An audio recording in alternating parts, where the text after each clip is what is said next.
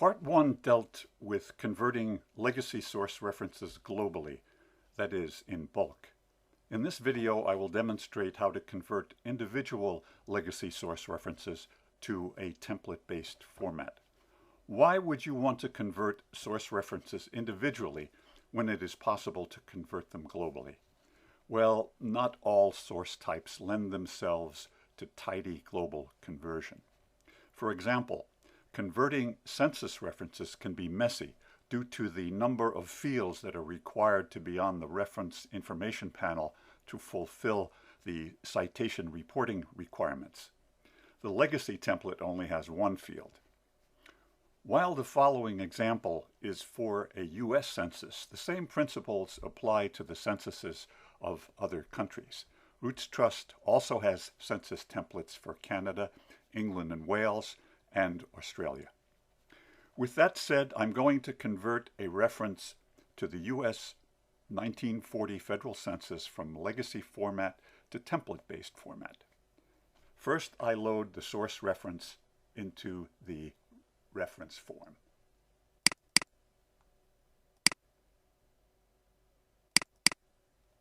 I'm going to use the command menu, so I need to move the form up a little bit so that you will be able to see the command pop-up menu when I click on that button. So next I click the command menu button and select Convert to Template-Based Source. Now I have the choice of using a template-based source that I have already created or creating a new template-based source for this instance. Since I have not yet created a template-based source that could be used for this event, I'll opt to create a new source. rootsTrust has generated a dummy form containing all the data from the legacy form so that I can copy and paste data from it into the new template that I'm about to select. Let me move this guy out of the way. Next, I click the template button. I open the census node,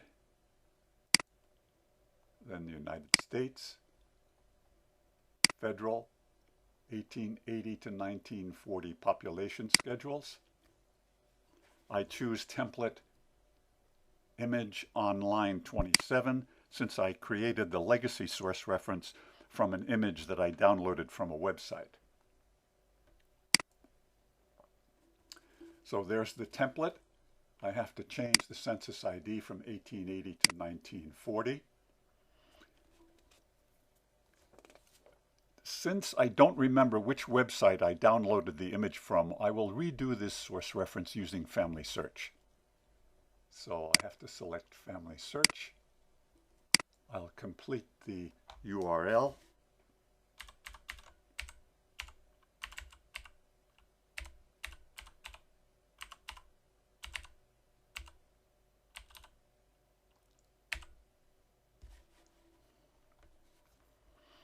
Now I need to name the new source record, which will exist in parallel with its legacy counterpart 1940 FC. Here, if I move the dummy form back, you'll see that the abbreviated name of source, the legacy source, was 1940 FC. So I'm going to name this guy 1940 FC. OI for online image, and FS for family search. Now moving to the reference information panel, I enter the jurisdiction, which is Queens County, New York.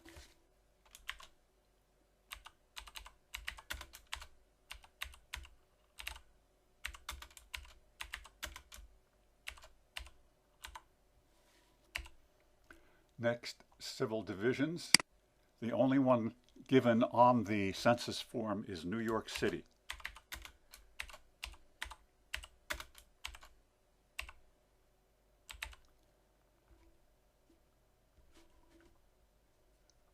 There is no page number on the census page, so I will indicate that.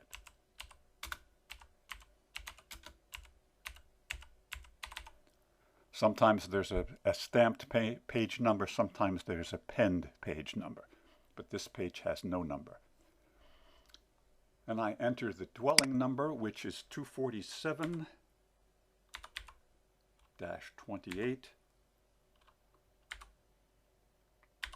and the family number, which is 163. Persons of interest are Alfred W.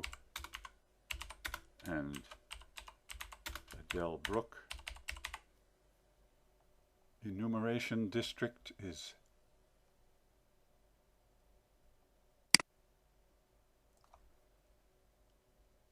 -793. I'll have to restore the space that I destroyed. Sheet number is 8B. Date accessed is today's date, which is 6 May 2020. Now the credit line comes from the Family Search website. I'll show it to you. There it is. That indicates where Family Search got their data from. So I will copy that and paste it into the credit line field. There we go. Before I save my work, let's check out the citations. So I display the Citations tab, then I open the command menu and execute Generate Citations. And there are the citations that will be used when rootsTrust creates a narrative or curriculum vitae report that includes this particular census event. Okay, I'm done. So I'll click on OK. As you can see, the new source reference has replaced the old legacy source reference in the table. Now that I have a source record for the 1940 census, that is a template-based source record, I can create additional references to it as long as the census data was collected on line from Family Search images. Let's see if I have any more legacy references to the 1940 census that I could potentially convert.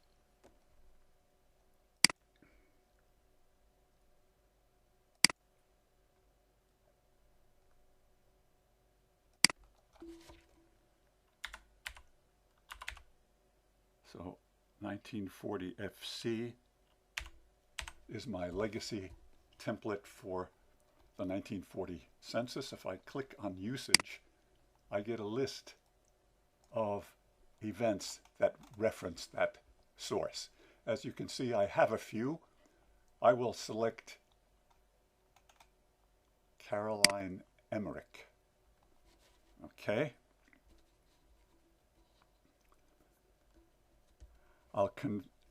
Luckily, the census image I used for this event came from Family Search.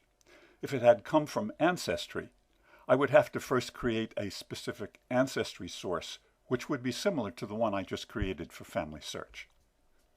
So I open the reference form and display the legacy reference. Next, I select the Convert.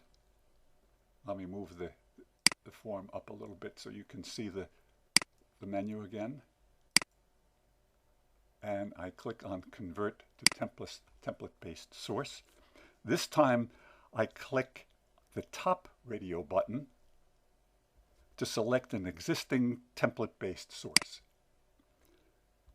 I am then presented with a list of template-based sources to choose from. I select 1040 FC OIFS, the one I created a few minutes ago.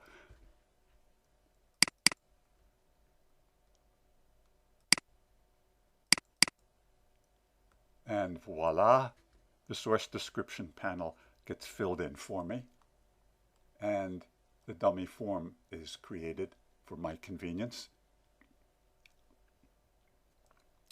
I'll pause the recording now so that you don't have to watch me slowly and painfully type in data into the fields of the reference information panel. Okay, I'm back. The form fields have been filled in, so I can save my work. But before I do that, notice that the source information is the same as with the previous source reference, but the reference information is considerably different because the people lived in a different area, and their information, their census information comes from a different microfilm. So I mentioned earlier that I was going to do the census return for Caroline Emmerich. Emmerich was her maiden name. Her married name was Hamilton. That's why there's a difference there. Okay, so I'll save that. And as you can see, again, the entry in the table reflects the new template-based source reference rather than its legacy predecessor. Now, to summarize, I have collected census data from books, microfilm, and digital images from several online services. I have only one legacy source for each US, Canadian, and British census year referenced in my database. That is unacceptable for producing professional quality source citations. If all my data for a given census, for example, the 1940 US Census or the 1861 Canadian Census, was collected from digital images from, let's say, Family Search, one template-based source for that census year would be sufficient for producing acceptable citations. However, if I have collected census data for a given census year from various websites and/or media types, I would have to have a template-based source for each individual website and medium. This video has singled out the census to illustrate the problems of converting from legacy source references to template-based ones. Those problems apply to numerous other record types as well. That concludes this video. If you haven't yet watched the other source reference videos, please do so. Thank you.